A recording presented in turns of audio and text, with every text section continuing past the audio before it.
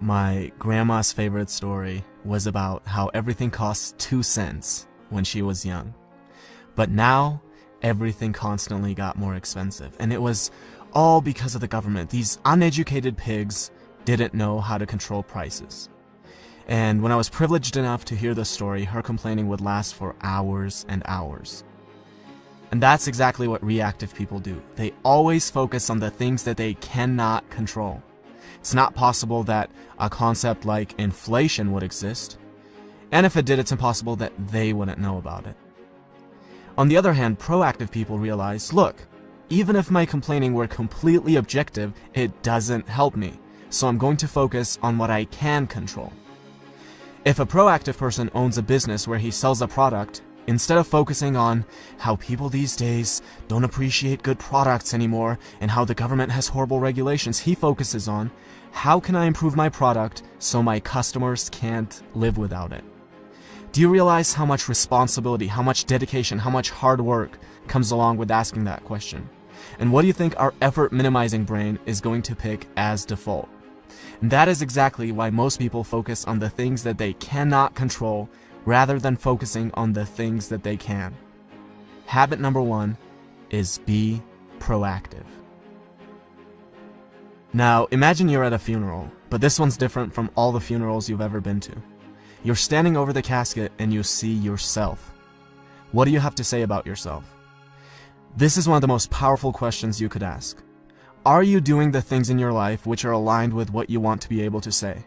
Do you want to say that you are a good spouse? If that's the case, how does coming home and instantly being negative towards your spouse affect that?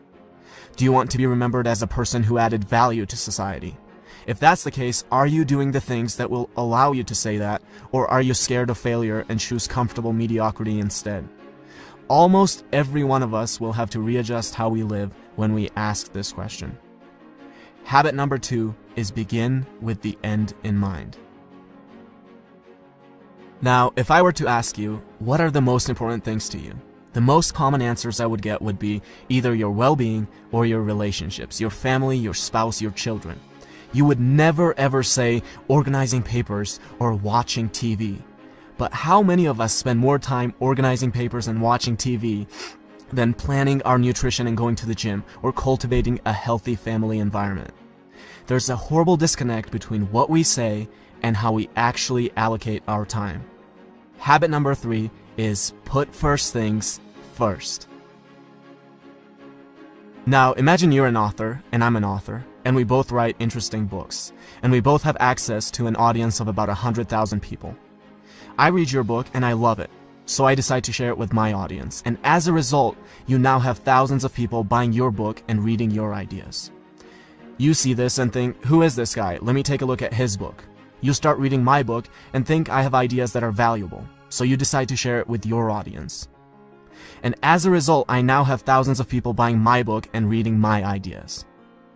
Notice how different this is from my creating a little creepy Amazon account, finding your book and leaving a bad review, hoping that this will deter a few people from buying your book, which will in turn somehow get them to buy my book.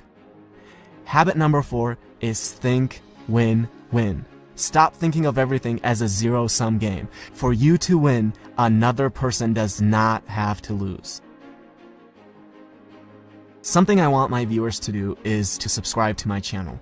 But you will never hear me say, well, I worked really hard, guys. I dedicated so many hours to this. Please subscribe. Look, who cares if I worked hard? Who cares if I've spent days creating this video? The real questions are, does it offer value to you? And why should you dedicate your time to subscribing when you could be doing anything else that you want? Habit number 5 is something that I try to use every single day with every interaction that I have and with every comment that I reply to, and it is this: seek first to understand, then to be understood. Now, imagine there are 2 people and a tree with 5 apples on it. They're both too short to reach the apples, but if one of them sits on the other's shoulders, he can reach all 5 of the apples. This is called synergy. The whole is greater than the sum of its parts. Now, I'll be the first one to admit that you can't achieve this with everyone, but you should always be looking for opportunities to create synergy. With every synergistic opportunity you create, you can gather many more apples than you otherwise would by yourself. Habit number 6 is synergize. A man has been trying to cut down a tree for hours, and after a while his neighbor can't take it anymore, goes over and says, "You know, if you sharpen the saw, you'll be able to cut it down faster." And the man replies, "But sharpening the saw is going to take time." Now, we might laugh at this story, but we do the same thing all the time. We can't find 30 minutes a day, 4 times a week, to go to the gym. Our health deteriorates to a point where we're physically incapable of being effective. We can't read a book for 15 minutes a day and mentally stimulate ourselves. No, these things take too much time. And then we have the audacity to ask for little tips and tricks on how to be effective. It's like telling your engineer, "Don't worry about the foundation, where can we get the magic bricks that will float in the air?" Habit number 7 is sharpen the saw. And these are the 7 habits of highly effective people by Stephen Covey.